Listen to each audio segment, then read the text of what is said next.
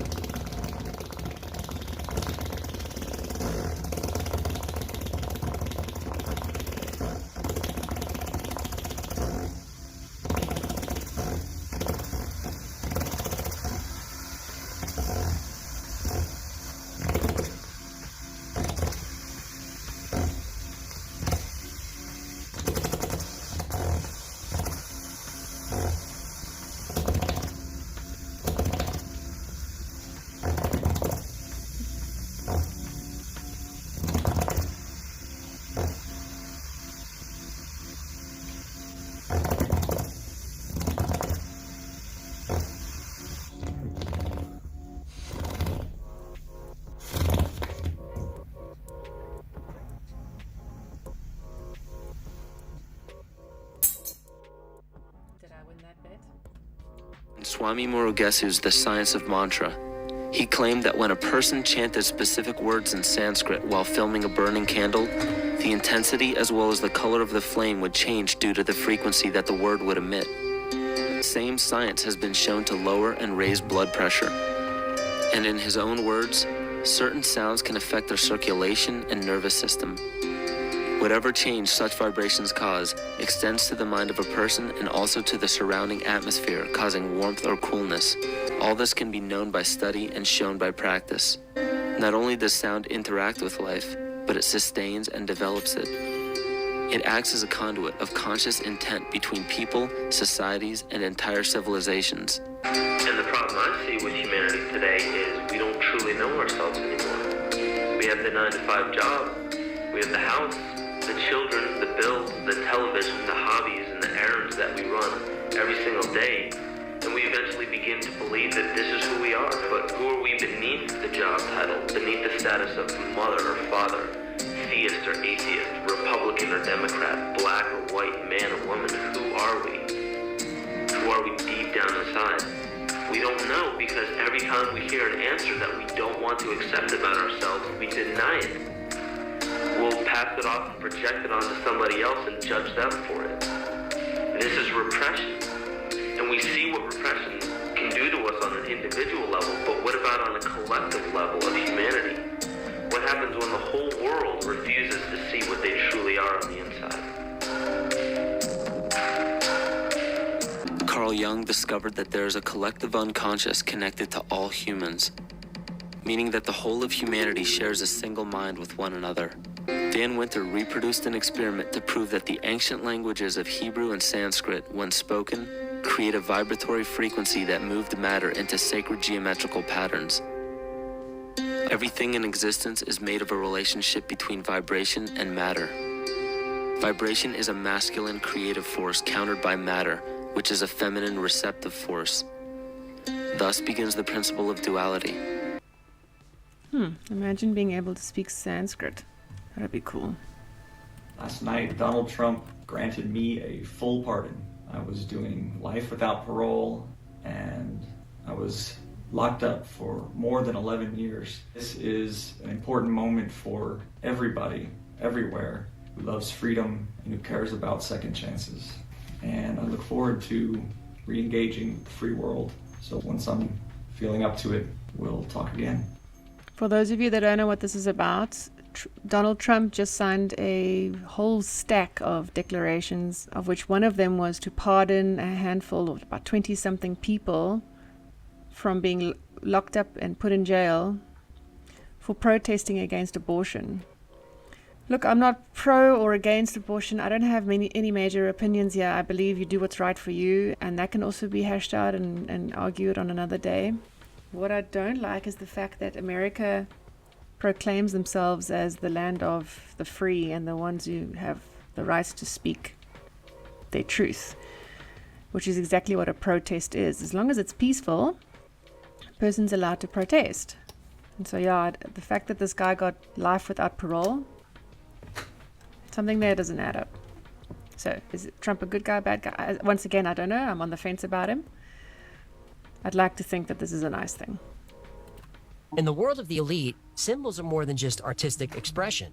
They are a secret language. Celebrities aren't just entertainers. They're key players in a hidden global structure controlled by the Illuminati. A sold-out stadium. Thank y'all so much. A song ends. The crowd erupts as a performer raises their hands, forming a triangle in front of their face. But some of us see something more than just the gesture. It's a signal of loyalty and obedience. A promise that whatever deal they made, they're holding up their end. Those who hold the triangle in front of their face, especially their eye, that's the signal that they're keeping watch over their audience. They're not just influencing their fans, they're monitoring them. And when they show the triangle, that's an acknowledgement that they're in the hierarchy, on one of the steps of the pyramid. But the Illuminati has plenty of eyes on us who aren't yet in the pyramid, but they watch us all the same. The signal for these initiates is covering one eye. If they remain loyal and do their duty, they too can join the pyramid. In addition to the watchers, there are the disruptors. Spot them with this sign. The index finger and pinky raised with the middle and ring fingers folded down. Basically, the rock-on gesture, also known as the goat. This symbol represents the Baphomet. It signifies rebellion against the established order and devotion to Illuminati's global control. Next are the prospects. They use the OK gesture, where the index finger and thumb form a circle while the other three fingers are extended. This represents the number 666. This sign is often used by those within the entertainment industry to communicate that they're willing to use their wealth and power to be part of the Illuminati's agenda of control. Finally, there's this one, hands down folded into a diamond shape. You'll see this in formal settings, like public ceremonies or award shows. It indicates senior status and high rank in the Illuminati power structure. You'll mostly see this displayed by political and business leaders. These symbols not only signal allegiance to the Illuminati, but also condition the public, quietly preparing society for the New World Order. And every time you see these symbols, you're witnessing a hidden conversation, a dialogue between those who control the world and those who aspire to. You're watching generals give orders to soldiers, and soldiers acknowledging those orders. They're telling us everything they're doing. We just have to learn to read the signs. I absolutely love how well put together this video is. I've always known about the symbols and gestures, but what exactly they mean? Wow. Seriously, this guy's an amazing creator. Go check him out on YouTube, The Y-Files. Many people wonder why Kanye West has changed so much physically. It's because it's not him, he's been cloned, and the same goes for Ariana Grande. I know some people won't believe it, but there's a movie from 2005 called The Island that explains how certain humans are cloned by wealthy billionaires to harvest their organs. So whenever they have a heart, liver, or lung problem, these billionaires clone themselves to get a brand new organ. That's why whenever an artist has the bad idea of exposing the horrible things happening behind the scenes, they end up cloned and replaced by people who will keep their mouths shut. You've probably already noticed how overnight an artist changes drastically, and strangely enough, it's always after they've made too many revelations. For those who remember, Kanye West, just before his physical transformation, wrote a letter explaining that the music industry was evil and that all these powerful people were Satanists trying to replace God. The same goes for Ariana Grande, who publicly admitted she came from a family of witches. She also started revealing too much, especially after losing her ex-boyfriend, whom she deeply loved. Look closely at the physical changes between the two. If you're telling me they're the same person, honestly, you must be blind. Always remember to support these content creators. They're amazing, so go follow and subscribe them too.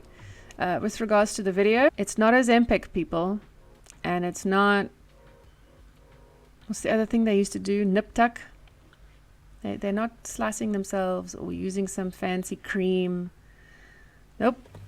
They're just cloning these people. Just an opinion. And it's for entertainment purposes only. So they are not aliens? No.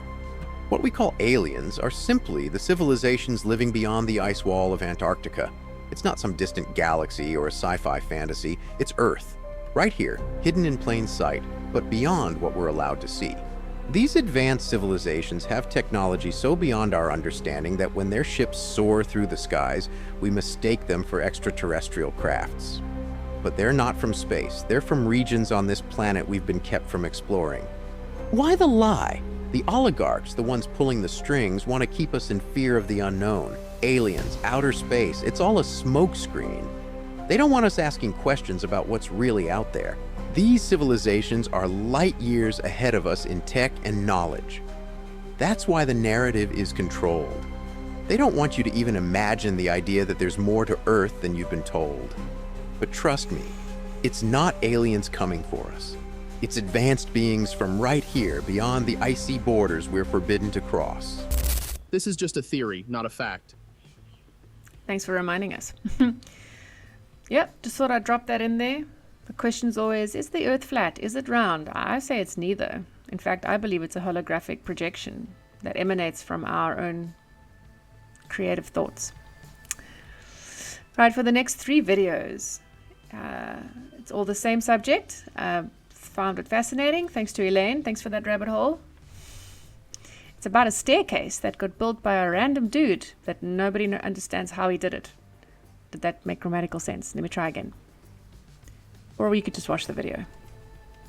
This miraculous staircase defies the laws of physics. It is a wooden structure that rises 20 feet, making 2 full turns without any support from a newel or a central pole. The staircase is held together by wooden pegs, with no glue, nails, or other hardware. The wood used to build the staircase has not been identified anywhere else in the world. In 1878, the Sisters of the Loretto Chapel needed a way to access the choir loft, but they had no space for a conventional staircase. They prayed to Saint Joseph, the patron saint of carpenters, for 9 days. On the last day, a mysterious man appeared at the chapel with a donkey and a toolbox. He offered to build the staircase for them, but he asked for complete privacy. He worked for 3 months using only simple tools and materials. When he finished, he left without asking for payment or revealing his name. Many believe that the mysterious builder was Saint Joseph himself, sent by God to answer the prayers. They consider the staircase a miracle.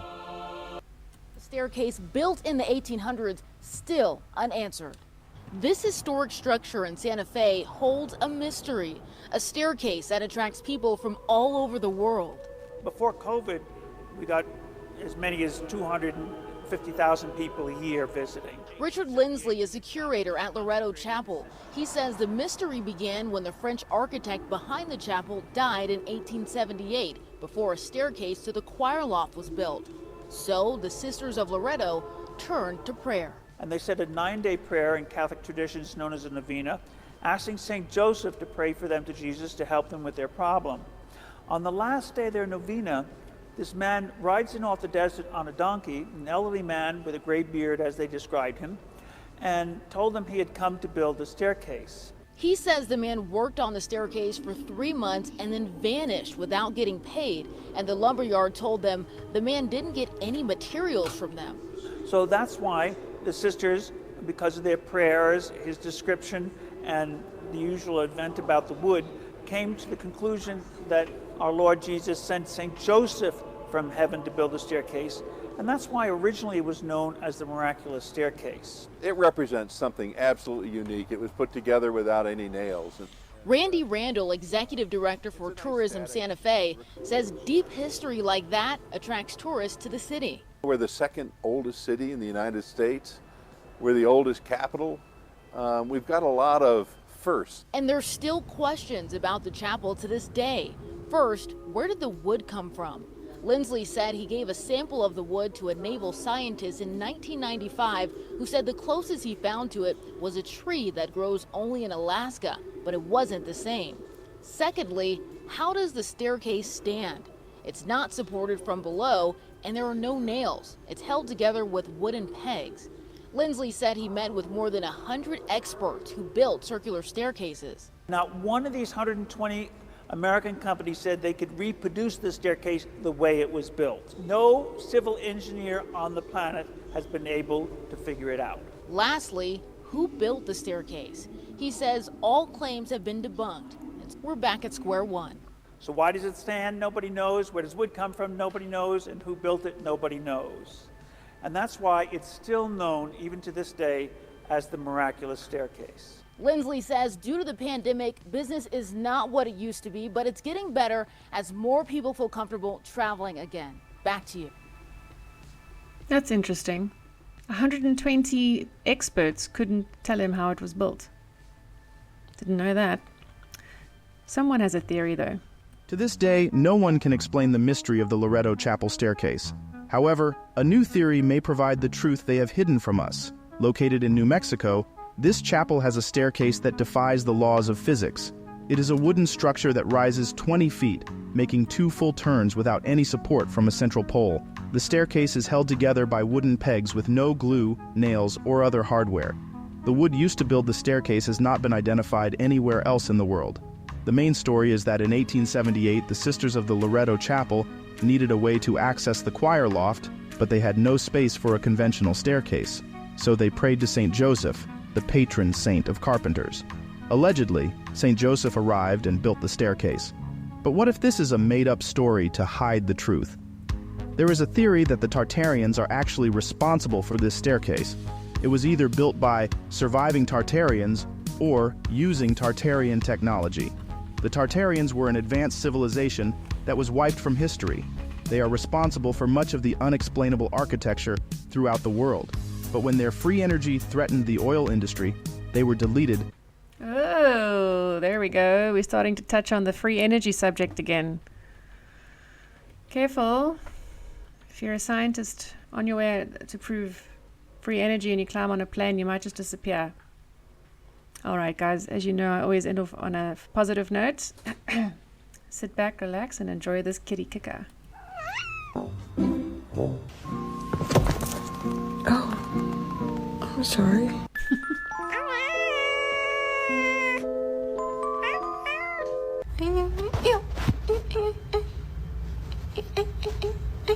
Is this cut off?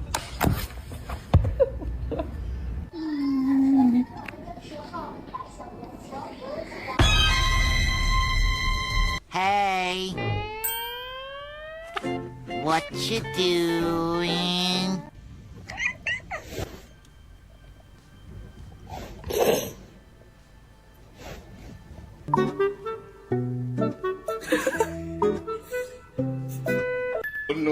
No. Right, and that's it for today. Thank you so much for making it to the end of this video. If you made it all the way, thank you from the bottom of my heart. If you enjoyed this sort of content, then don't forget to like, share, and subscribe so that the algorithm can spot me and spew me back out there to regurgitate me over and over again. That sounds so tasty, but it's how it works. So yeah, put me out there, guys. I also make YouTube shorts. Please share those as well and tell your friends so I can grow. Thank you so much. Love you lots. Take care and goodbye.